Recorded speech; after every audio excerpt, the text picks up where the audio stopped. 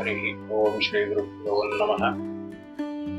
ಗುರುಬ್ರಹ್ಮ ಗುರುರ್ವಿಷ್ಣು ಗುರುರ್ದೇವೋ ಮಹೇಶ್ವರ ಗುರು ಸಾಕ್ಷಾತ್ ಪರಬ್ರಹ್ಮ ತಸ್ಮೈ ಶ್ರೀ ಗುರವೇ ನಮಃ.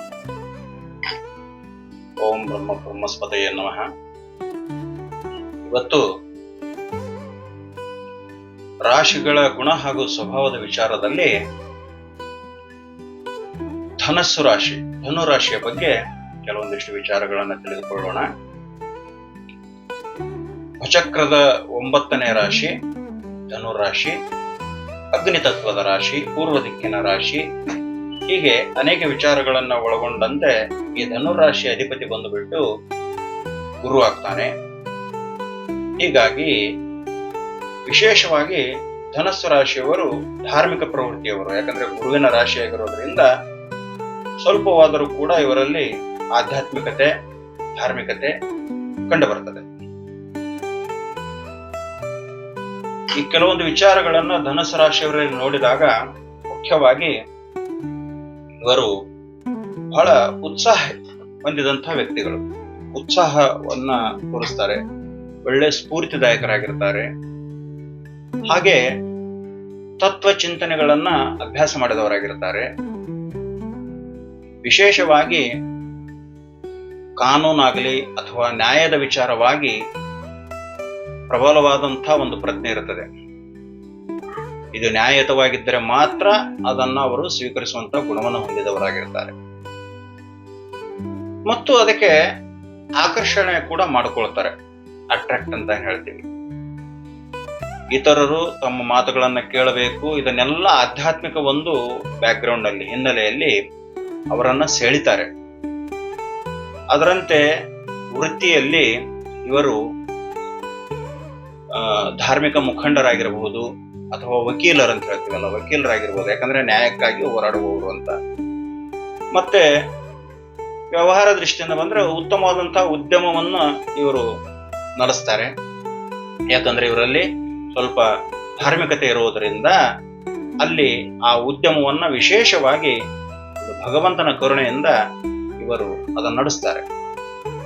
ಇವರ ಒಂದು ಪ್ರವೃತ್ತಿ ಏನಪ್ಪಾ ಅಂದ್ರೆ ಇನ್ನೊಬ್ಬರಲ್ಲಿ ತಪ್ಪನ್ನು ಕಂಡುಹಿಡಿಯೋದು, ಇನ್ನೊಬ್ಬರ ಒಂದು ಹುಳುಕನ್ನ ಎತ್ತಿ ತೋರಿಸೋದು, ಈ ರೀತಿಯಾಗಿ ಒಂದು ಬಲವಾದ ಅಭಿಪ್ರಾಯಗಳನ್ನ ಹೊಂದಿರ್ತಾರೆ. ಸಾಮಾನ್ಯವಾಗಿ ಇವರು ಹೊರಾಂಗಣವನ್ನ ಇಷ್ಟಪಡ್ತಾರೆ. ಹೊರಾಂಗಣ ಅಂದ್ರೆ ನೇಚರ್, ಪ್ರಕೃತಿಯನ್ನು ಇಷ್ಟಪಡ್ತಾರೆ. ಕಾಡು ಮೇಡುಗಳಾಗಿರಬಹುದು, ಜಲಪಾತಗಳಾಗಿರಬಹುದು, ಹಾಗೆ ಈ ದೂರದ ಪ್ರಯಾಣಗಳನ್ನ ಕೂಡ ಮಾಡ್ತಾರೆ. ಮೇಲಿಂದ ಮೇಲೆ ಟೂರ್ಗೆ ಹೋಗೋದಂತೀವಲ್ಲ, ಆ ತರ ಅಲ್ಲಿ ಹೋದರೂ ಕೂಡ ಹೆಚ್ಚಾಗಿ ಇವರು ಈ ಪ್ರಾಕೃತಿಕ ಸೌಂದರ್ಯವನ್ನ ಸವಿಯಲು ಹೋಗ್ತಾರೆ. ಮತ್ತೆ ಆಧ್ಯಾತ್ಮಿಕ ಕೇಂದ್ರಗಳಿಗೂ ಕೂಡ ಭೇಟಿ ಕೊಡ್ತಾರೆ. ವಯಸ್ಸಾದಂತೆ ಇವರಲ್ಲಿ ಆಧ್ಯಾತ್ಮಿಕ ಮತ್ತು ಧಾರ್ಮಿಕ ಪ್ರಜ್ಞೆ ಹೆಚ್ಚಾಗೋದ್ರಿಂದ ದೇವಸ್ಥಾನಗಳಿಗೆ ಸುತ್ತೋದು, ಗುರುಗಳನ್ನ ಭೇಟಿ ಮಾಡೋದು, ಗುರುಗಳ ಬಗ್ಗೆ ಅಪಾರವಾದಂತಹ ನಂಬಿಕೆಯನ್ನು ಹೊಂದೋದು ಇವರಿಗೆ ಮೈಗೂಡಿಕೊಂಡಿರ್ತದೆ. ಇವರಿಗೆ ಕುಟುಂಬದಿಂದ ಆನುವಂಶಿಕವಾಗಿ ಒಂದು ತಂದೆಯಿಂದ ಆಗಿರಬಹುದು ಅಥವಾ ಅವರ ವಂಶಾವಳಿಯಿಂದ ಯಾವುದೋ ಒಂದು ರೀತಿಯಾದಂತಹ ಒಂದು ಆನುವಂಶಿಕತೆ ಇವರಿಗೆ ಬಂದುಬಿಟ್ಟಿರ್ತದೆ. ಎಲ್ಲರಲ್ಲಿಯೂ ಕೂಡ ಉತ್ಸಾಹವನ್ನ ತರ್ತಾರೆ. ಅವರ ಮಾತನ್ನ ಕೇಳಿದ್ರೆ ಎಲ್ರಿಗೂ ಒಂಥರ ಹುಮ್ಮಸ್ ಬರುವಂತೆ ಮಾತನಾಡ್ತಾರೆ. ತಮಗೆ ನಿಷ್ಠಾವಂತರಾಗಿರಬೇಕು, ಒಳ್ಳೆಯವರಾಗಿರಬೇಕು, ಪ್ರಾಮಾಣಿಕರಾಗಿರಬೇಕು ಅಂತ ಸ್ನೇಹಿತರನ್ನ ಮಾತ್ರ ಇವರು ಇಷ್ಟಪಡ್ತಾರೆ. ಹೆಚ್ಚಿನ ಮಹತ್ವಾಕಾಂಕ್ಷೆಯನ್ನು ಹೊಂದಿರ್ತಾರೆ. ಅಂಥ ಭಾವನೆಗಳನ್ನ ಉಳಿಸ್ಕೊಳ್ತಾರೆ. ಆಧ್ಯಾತ್ಮಿಕ ಜೀವನದೆಡೆಗೆ ವಿಶೇಷವಾಗಿ ಆಕರ್ಷಿತರಾಗ್ತಾರೆ. ಮತ್ತು ಯಾವಾಗಲೂ ಅಭಿಪ್ರಾಯಗಳನ್ನ ಸ್ವಾಧೀನಪಡಿಸಿಕೊಳ್ಳುವುದು ಇವರ ಒಂದು ಹಠವಾಗಿರುತ್ತದೆ. ಮುಖ್ಯವಾಗಿ ಈ ಧನುರಾಶಿಯವರ ಬಗ್ಗೆ ಹೇಳಬೇಕಾದ್ರೆ ಸ್ವಾತಂತ್ರ್ಯಕ್ಕಾಗಿ ಹೋರಾಡುವವರು. ಯಾಕಂದ್ರೆ ವಚಕ್ರದ ಧನುರಾಶಿಯ ಉದ್ದೇಶವೇ ಅಲ್ಲಿ ಧನಸ್ಸನ್ನ ಹಿಡಿದಂತ ಒಬ್ಬ ವ್ಯಕ್ತಿ ಚಿತ್ರವನ್ನ ತೋರಿಸ್ತೇವೆ. ಅದು ಯುದ್ಧದ ಸಂಕೇತ, ಸಂಘರ್ಷಮಯ ಜೀವನದ ಸಂಕೇತ, ಸ್ವತಂತ್ರಕ್ಕಾಗಿ, ವಿಜಡಂಗಾಗಿ ಹೋರಾಡುವಂತ ಒಂದು ಸಂಕೇತ ಆ ಧನುರಾಶಿಯ ಸಂಕೇತ. ಹೀಗಾಗಿ ನ್ಯಾಯಕ್ಕಾಗಿ, ಧರ್ಮಕ್ಕಾಗಿ ಒಂದು ವಿಶೇಷವಾದಂತ ಹೋರಾಟ ಅಥವಾ ಶ್ರಮ ಅಲ್ಲಿ ಧನುರಾಶಿಯವರಲ್ಲಿ ಕಂಡು ಬರ್ತದೆ. ತುಂಬಾ ಉತ್ತಮವಾದಂತಹ ಮಹತ್ವಾಕಾಂಕ್ಷೆಯನ್ನು ಕೂಡ ಹೊಂದಿರ್ತಾರೆ. ಆದರ್ಶಾತ್ಮಕವಾದಂತಹ ಜೀವನವನ್ನ ನಡೆಸಬೇಕು ಅಂತ ಹೊಂದಿರ್ತಾರೆ. ಒಳ್ಳೆ ಕ್ರೀಡಾಪಟುಗಳಾಗಿರ್ತಾರೆ. ಇವರಲ್ಲಿ ಧೈರ್ಯ ಕೂಡ ನೈತಿಕವಾಗಿ ಮಾನವೀಯತೆಯಿಂದ ಕೂಡಿದಂತ ಧೈರ್ಯ ಇರ್ತದೆ, ಆತ್ಮವಿಶ್ವಾಸ ಇರ್ತದೆ.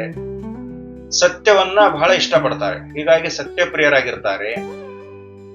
ಜೀವನದಲ್ಲಿ ಯಾವಾಗಲೂ ಧನಾತ್ಮಕವಾಗಿ ವಿಚಾರ ಮಾಡುವಂತವ್ರು, ಪಾಸಿಟಿವ್ ಥಿಂಕಿಂಗ್ ಅಂತ ಏನ್ ಹೇಳ್ತೀವಿ ಆ ರೀತಿಯಾಗಿ ಧನಾತ್ಮಕ ಚಿಂತನೆಯನ್ನ ಇವರು ಯಾವಾಗಲೂ ಬಳಸಿಕೊಳ್ತಾ ಇರ್ತಾರೆ.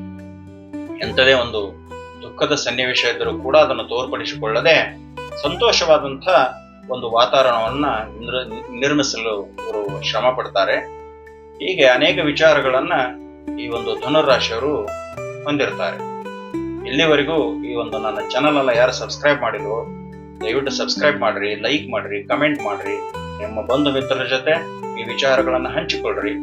ಅನೇಕ ವಾಸ್ತು, ಆಧ್ಯಾತ್ಮಿಕ, ಜ್ಯೋತಿಷ್ಯ, ನ್ಯೂಮರಾಲಜಿ, ಅದೇ ರೀತಿಯಾಗಿ ಅನೇಕ ಪರಿಹಾರಗಳನ್ನು ಕೂಡ ನಮ್ಮ ವತಿಯಿಂದ ಮಾಡಿಕೊಡ್ತೇವೆ. ಜ್ಯೋತಿಷ್ಯಕ್ಕೆ ಸಂಬಂಧಪಟ್ಟಂತೆ ಆಗಿರಬಹುದು, ಹಾಗೆ ವಾಸ್ತುವಿಗೆ ಸಂಬಂಧಪಟ್ಟವರಿಗೆ ಈ ಒಂದು ಡಿಸ್ಕ್ರಿಪ್ಷನ್ ಅಲ್ಲಿ ನನ್ನ ನಂಬರ್ ಇರ್ತದೆ, ಕರೆ ಮಾಡ್ರಿ. ಅಪಾಯಿಂಟ್ಮೆಂಟ್ ತಗೊಂಡ್ಬಿಟ್ಟು ನೀವು ನಿಮ್ಮ ಪರಿಹಾರಗಳನ್ನು ಮಾಡಿಸಿಕೊಳ್ಬಹುದು. ಎಲ್ರಿಗೂ ಒಳ್ಳೆಯದಾಗಲಿ. ನಮಸ್ಕಾರ. ಸರ್ವೇ ಜನ ಸುಖಿನೋ ಭವಂತು.